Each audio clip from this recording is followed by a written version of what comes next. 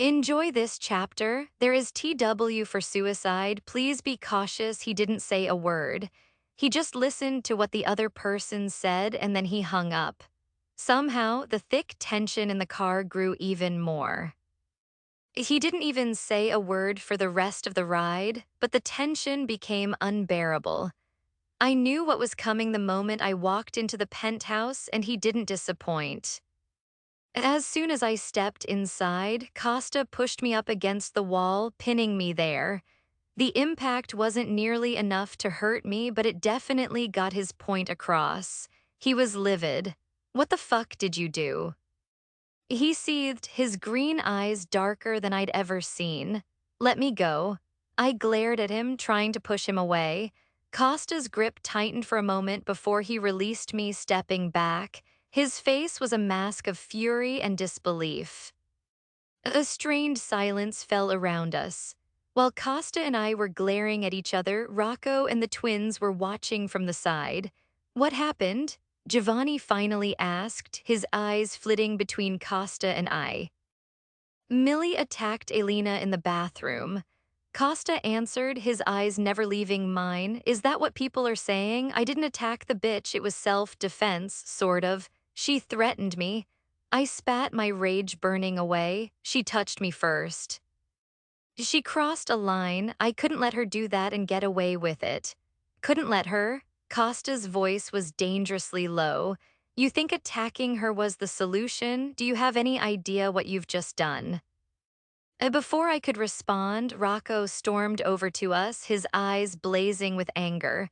"Millie, what the fuck were you thinking? You've put us all in danger." Costa continued, his voice shaking with rage. "The Bratva will come after us for this. You've jeopardized yourself, my family, the alliance, everything."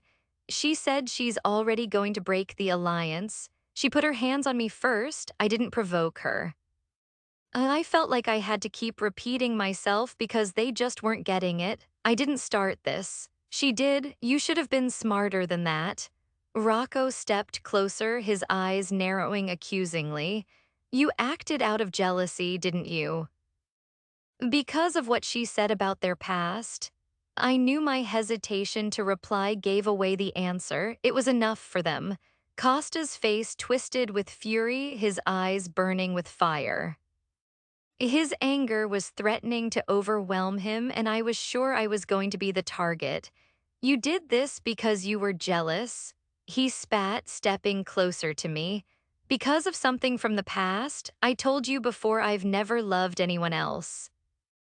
"I told you she was a pathological liar, Millie.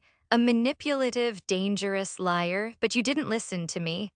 "I did listen to you, Costa, but I'm not sorry for what I did. We're at war with Kozlov." "She purposely followed me. She started threatening me. She touched me first. I warned her not to." "Do you have any idea what you've caused?" Rocco's voice was colder than he's ever used with me, completely disregarding what I said. "Whatever comes next is on you. If someone gets hurt, their blood is on your fucking hands." That vivid reminder of our reality was what broke me out of my angry haze. But that anger gave way to a whole new set of emotions I don't think I'd ever experienced before. The twins approached cautiously, their expressions a mix of concern and fear. "We need to get Millie out of here before they lose it," Aiden whispered to Gio. "I can't believe you let jealousy drive you to this." Costa continued, his voice trembling with a mix of anger and disappointment. "Are you that fucking insecure? Or are you just a psychotic, jealous bitch?" Rocco added the second part, earning a deadly glare from me. "Don't speak to me like that." I suddenly stepped forward, my desperation getting the best of me. "You've done worse, you've killed for less, all of you have. Just because I'm a woman, it doesn't make me different." "You're right, but I think about the consequences first." I do it with a level head. Costa also stepped closer to me, showing he wasn't going to back down. "You acted on impulse, and now you're in even more danger. My family is in danger." If something happens to any of them, Millie, I will never forgive you. So it's okay for her to come to me in the bathroom. It's okay for her to put her hands on me first. It's okay for them to constantly threaten to kill me. My eyes became glassy with tears while I stared into his stormy green eyes. She said they were trying to trick me into marrying Kozlov so they could kill me. She said she was coming after me so she could have you. I turned away from her. I was warning her, but she ignored it. She pulled my hair, so I stabbed her in the shoulder. That's fair, right? What did she expect? We're at war, she knew that. She even said it herself. All's fair in love and war. You should have walked away. That was Costa's only response, his words hanging in the thick air around us. He didn't acknowledge any of what I said. That was the moment I gave up. I gave up fighting with him and for us. I gave up on caring about myself, my dreams, and the life I always wanted but could never have. I gave up on this stupid war and alliance I never even wanted in the first place. I just gave up. Maybe I should. The words came out in a whisper as I stepped away from Costa, finally looking away from his eyes. What the fuck does that mean? He snapped, although his tone softened slightly. It means I'm done. I'm done with you, I'm done with this marriage, and I'm done with the Mafia. I angrily wiped away my tears, taking another step back. I was ready to throw it all away for one moment of peace. One moment that I could breathe peacefully away from all of this. You can't leave. Rocco laughed, his laughter dripping with venom.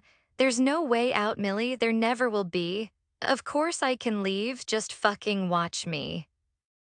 I sneered, my heart rate picking up. I could feel myself losing control.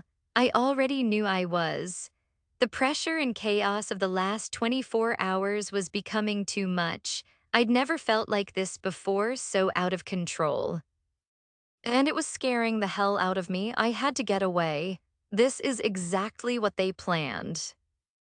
Giovanni scoffed, still watching from the sidelines. How stupid could you all be? Kozlov obviously sent Elena to screw your marriage up like we already knew they would try to do. You're just falling into their trap on day fucking one. Giovanni was right, and he was the only one speaking sense that night. But it didn't matter, too much had happened, and I wasn't in the right frame of mind anymore. Well, she did a good job. I murmured, my eyes drifting over to Costa's eyes again. Because it's over, I can't do this anymore. I couldn't take it anymore. I had to get out. I needed to get out. The only way you leave this alliance is through death. Iraqo's words were enough for something to snap. I knew what she was going to do before she even knew it. I could see it coming a mile away. The second Rocco mentioned death, her entire body stilled. It's like she realized the only thing left to do. Her eyes locked onto a spot on the floor, her brows furrowed like she was thinking hard about something. Tears cascaded silently down her cheeks and her body trembled. I was already inching towards her, my heart rate picking up in my chest. But she didn't notice the movement because she was fully out of it by then. She suddenly reached for her knife, but I was quick to grab her before it made contact with her throat. The force I used caused it to clatter loudly to the floor. I pulled her into my arms, holding her to my chest when the first sob came. Her body collapsed into mine, and I supported her weight as she cried. Every sound broke my heart. For the first time in as long as I could remember, my eyes stung with unshed tears at the sound of her cries. But I was filled with relief that I was fast enough to stop her. She almost did it. She would have done it. I held Millie in a tight embrace, burying my face in her hair as her body shook with uncontrollable sobs.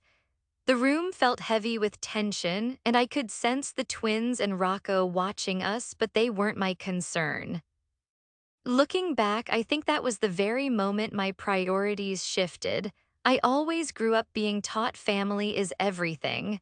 It was ingrained into my fucking soul. La Famiglia comes first. Accardi blood comes first. Anything and everything comes later. But as of that second, Millie became my priority. She took first place. She will always take first place. Anything and everything will always come after her. The strange thing is, I could never have had that change in priorities without a huge event like this happening. Sure, I could love her and she'd always be important. But to take first place over La Famiglia, it only happened because I was about to lose her. I almost lost her, and it was my fucking fault. Rocco stood to the side, his face a mixture of guilt and regret. He glanced at the twins, who looked pale. They were too young to be dealing with this kind of stuff. Their traumatized expressions only got worse when Millie's sobs grew louder, her words coming out in broken gasps. I can't, I can't do this anymore, Costa.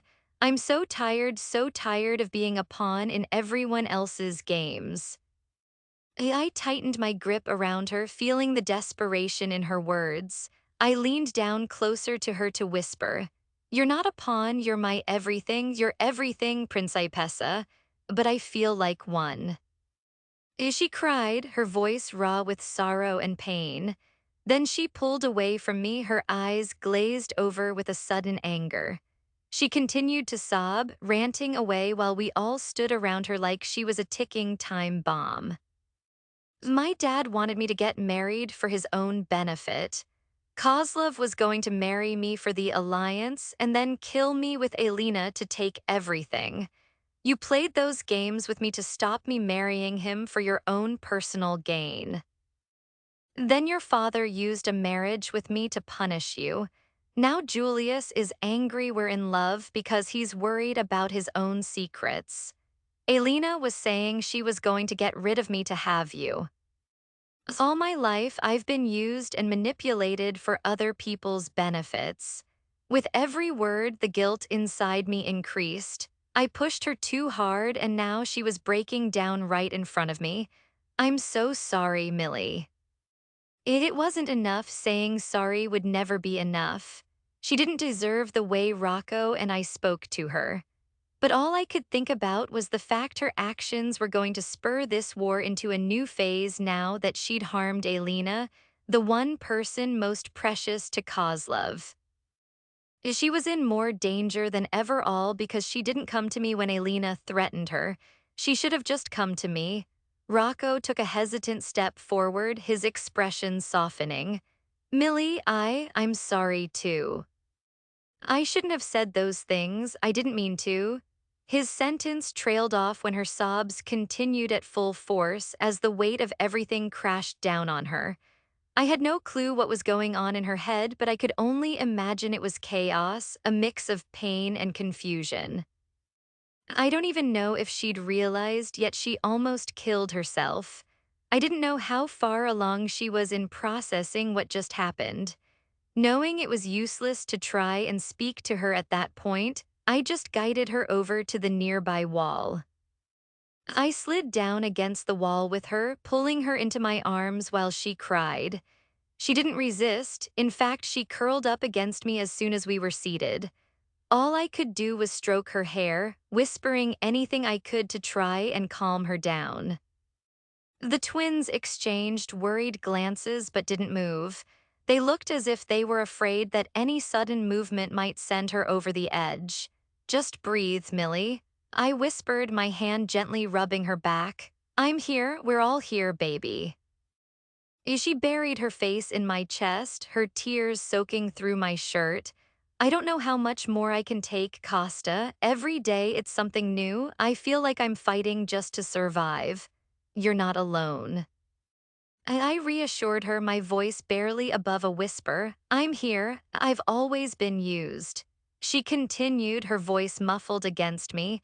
By my family, by yours, by others. And now, because of the alliance, it feels like I'm just a piece on a chessboard. Rocco knelt down beside us to speak quietly to her. Millie, I know I've been a dick, but we care about you. We all do. We need you with us. No. She shook her head, keeping her face buried in my chest. You don't want me? None of you ever wanted me in your family. I was a punishment for Costa. Rocco shot me a pleading look, so I nodded, encouraging him to speak. We didn't, but we do now. He spoke softly, apparently soft enough to have her lifting her head up to look at him. You hate me. My brother hesitated again, licking his lips nervously as he looked into her tearful eyes. Maybe I don't hate you as much as you think. I want to smack him. What? She frowned, sniffling. He wasn't supposed to confuse her more than she already was. Last night when Julius said that shit to you at the restaurant, you followed me outside when I went to speak to him. Remember, his soft voice had her frowning, her tears slowing for the moment. She nodded, so he continued. I went to warn him what would happen if he ever spoke to you like that again. He didn't like it, so we got into an altercation. You really threatened him for me? She said it like if Rocco threatens someone for you, then it's a declaration of love. She was so shocked. Your family. He reached out, wiping away her tears with his thumbs. And I'd do anything for my family. Gio and Aiden nodded fervently in the background in agreement. We're a family, Millie, Gio added softly, ending the moment Rocco and Millie just shared. And families stick together no matter what.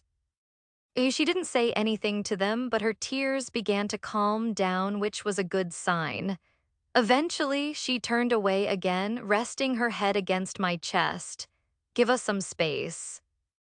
I gave the three of them a pleading look, holding Millie's head to my chest. Rocco seemed relieved to be able to step away, but the twins didn't want to leave, I could tell, especially with the look Aiden gave me. It was like he was trying to tell if I was going to give her shit again for what she did to Elena. Vai e basta, va bene. Just go. It's okay. They reluctantly followed Rocco towards the stairs, leaving Millie and I alone in the dark of the open plan area of our penthouse. We didn't even put the lights when we got home, but the glow from the city outside provided a calmer, secluded atmosphere. Perdonami, Principessa. Forgive me, Princess, I whispered, stroking my hands through her hair. She wasn't crying anymore, but she was silent. She was completely void. I don't know how long passed while we sat there. Millie was the one who eventually broke the silence. Her eyes were fixed on the windows across the open plan area and the glimmering city just outside. I think Zari wants you. Her voice was so hoarse and thick from all the crying and shouting. She said there's something thrilling about sleeping with a married man, about stealing moments that aren't meant to be yours. And you think she was talking about me? I frowned, watching her while she watched the city in the distance. Yeah. It just seemed that way from all our recent conversations. She's been staring at you way too much and asking too many questions. She eventually cleared her throat, turning her face to look at me.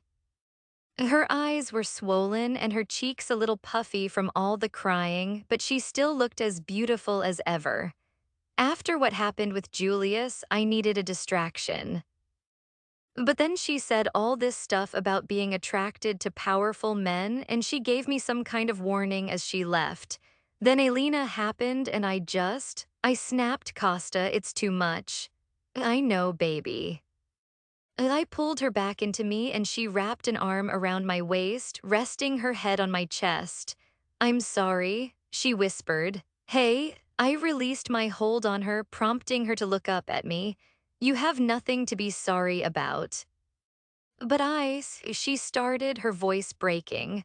Millie, listen to me, I was wrong. I let my anger get the better of me and I took it out on you. I shouldn't have done that, you didn't deserve it. She looked at me, her eyes searching mine for the truth. I could see the exhaustion in her gaze, the emotional toll of everything we'd been through. What you did, whatever happens next, I promise I'll stand by you. I'm on your side always. I murmured, brushing a kiss to her forehead. She continued listening quietly when I addressed the other things she told me about. I only want you. I reminded her again. I'd happily remind her every fucking day if it was what she wanted from me. If you ever doubt that, if you ever think someone else might come between us, just look at the ring on your finger. I lifted her hand, gently brushing my thumb over the ring I had given her. You know, this was my mother's ring. I gave it to you because you are the only one for me. You're my everything. I held her stare, trying to convey every ounce of emotion into my expression. You're my best friend, Millie. She was the one I wanted to come home to every night. She was the one I told things I never told anyone. When I was with her, I felt at ease, like all my other problems melted away. She dropped everything to take care of me when I was hurt, the same way I did when she was sick in Dubai. We were watching our show about the lying bitches and the psycho. She was pretty much my other half. So yes, she was my best friend. Her eyes filled with tears again, but this time for a different reason, hope, maybe, or relief. She smiled faintly, a small, shaky smile that tugged at my heart. You mean that? She asked, her voice barely a whisper. I do. I said, pulling her closer. More than anything, you're my priority, Millie. I promise you from now on, I'll put you first. She buried her face in my chest again, her tears wetting my shirt. There was a sense of release, of letting go of the weight she had been carrying. For a long while, we sat there in silence, just holding each other. I could feel her breathing steadying, her body relaxing against mine. The room seemed to grow warmer, the tension slowly melting away. When she finally pulled back, her eyes were red and puffy, but there was a softness to her expression that hadn't been there before. I nodded, brushing a stray lock of hair behind her ear. It's okay. We'll get through this, Millie, together. I won't let anything happen to you or our families, I promise. She gave me a tearful smile, tightening her arm around my waist. You know, I wish we met in a different way. She voiced her thoughts after a few moments of quiet. If you weren't so angry or I wasn't so drunk, maybe we would have liked each other the first time. You think? I mused, trying to imagine a Millie and Costa meeting in another universe. I think you'd be annoying as fuck either way. My words had the desired effect of sparking her usual fire when she suddenly lifted her head to glare at me. No, I wouldn't, but you'd probably be moody and rude either way.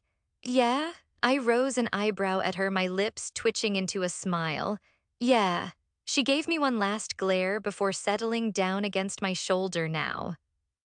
Would we really get along if we met randomly in a restaurant or at a club? Maybe we would, maybe we wouldn't. Perhaps we might have met, but there's no guarantee we would have got married. Maybe the alliance was the only way. Maybe we wouldn't have got married otherwise. Or maybe fate would have made us husband and wife in a million other ways if it wasn't for this. Let's start over. I randomly announced, causing her to lift her head from my shoulder. Start over? She sniffled from her earlier crying, her red nose scrunched in confusion. I smiled, holding my hand out to her. It's nice to meet you.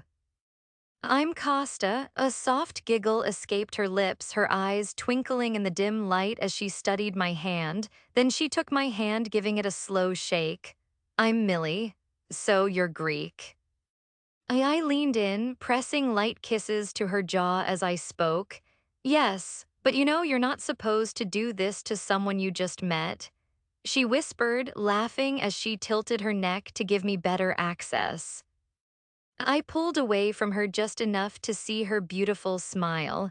My heart swelled with pride that she somehow had the strength to smile after everything that had just happened. She was so fucking strong, so damn beautiful. She's my everything. I love you. Those 3 words could never describe how I truly felt, but they were a good start. You're not supposed to. I cut her sentence off by crashing my lips to hers, having had enough of the little charade. Another giggle escaped her lips as she kissed me back, coming in even closer than before. I think we should go away for a bit. I broke the kiss, pecking her lips one more time. Go away? She frowned, pulling back from me a little. Sight anywhere you want. Let's just get away from here, lay low for a while. There's a million reasons why I wanted to take her away, but a big one was the threat of Kozlov coming after her. There's no doubt he'll retaliate after the way she hurt Elena. Making sure she was safe was my priority. But what about your work? And what about my work? I can't just drop it all. What about relax, Millie? We'll figure it all out. It's not important. I just want to take you away, give you some time to breathe and just relax while everything here cools down. You need it, Principessa. I was starting to get the feeling that living a high-stress lifestyle wasn't good for her, especially when it blended into Mafia life. She might love it, but it wasn't what was best for her. Her eyes softened at my words, and she nodded slowly, seeming to consider the idea. Maybe you're right, I could use a break from all this madness. I pulled her back into my arms, feeling the tension in her body start to melt away. Just think about where you want to go, and I'll make it happen. Anywhere as long as it's with you. She whispered. She paused before adding, but if you're taking suggestions, I've always wanted to go to Mauritius. I cracked a smile, nodding my head. Consider it done, baby. We'll go for as long as you need. Maybe we can just decide when we're ready to come back, like a one-way flight. Whatever you want. For a few moments, we just sat there, enjoying the peace that had finally settled between us. The city lights outside glowed softly, casting a gentle light into the room. It felt like the world had stopped spinning just for a little while. I never thought I'd hear you say that, she said suddenly, clarifying what she meant when I gave her a questioning look. That you'd put me first. I tightened my hold on her, pressing a kiss to her temple. It took me a while to realize it, but you mean everything to me, Millie. I don't want to lose you. She looked up at me, her eyes shining with unshed tears. I don't want to lose you either, Costa. Then we won't, I promised, my voice firm with honesty. We'll fight for each other, no matter what happens. They're going to try again to destroy the alliance, but we don't let them. Okay? She nodded, pecking my lips with a soft kiss. This chapter is a full roller coaster. I know we're all angry at Costa, but I hope you can also see it from his perspective. That's what I tried to get across anyway, even if he was a dick.